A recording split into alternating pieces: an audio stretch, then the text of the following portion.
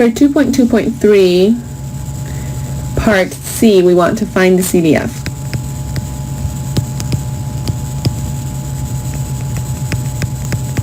Now we're going to have to do this in two parts because we have two parts for the PDF.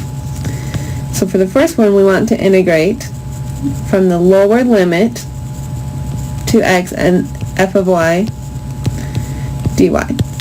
So we'll integrate from -2 to x, 15 over 64 plus x over 64.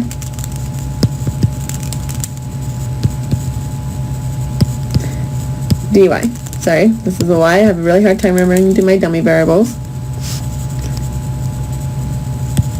So this is going to be 15 out of 64 y plus y squared divided by 64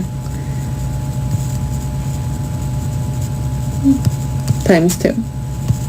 Evaluated from y equals -2 to y equals x. So this will be 15 out of 64 x plus x squared divided by 128. So that's when I plug in my x. Now I need to plug in -2 everywhere.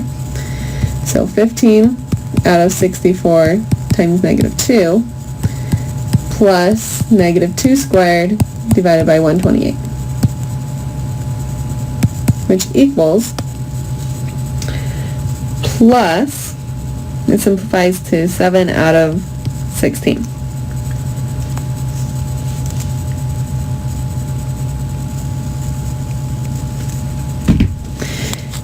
And so this is, again, just for x between -2 and 0. Now let's find our second part of f of x. So now we're going to integrate from 0 to x, f of y dy.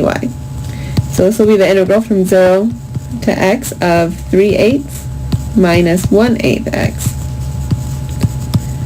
dx. So I'm going to skip ahead and say what the answer is here. Plus 0. Now technically there's something wrong here. Okay. Because f of x, by definition, the CDF tells us that it has to be all of the area up to and including this point. But the problem is this part only started at x equals 0. We still have all the area for x less than or equal to 0 to consider. So what we need to do is we need to find out how much area we had up to x equals 0. So look for the probability that x is less than or equal to 0, or f of 0.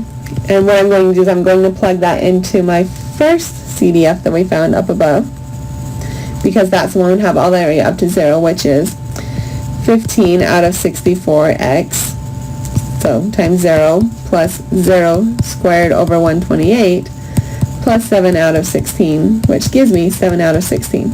So basically we had the area of 7/16 up to x equals 0.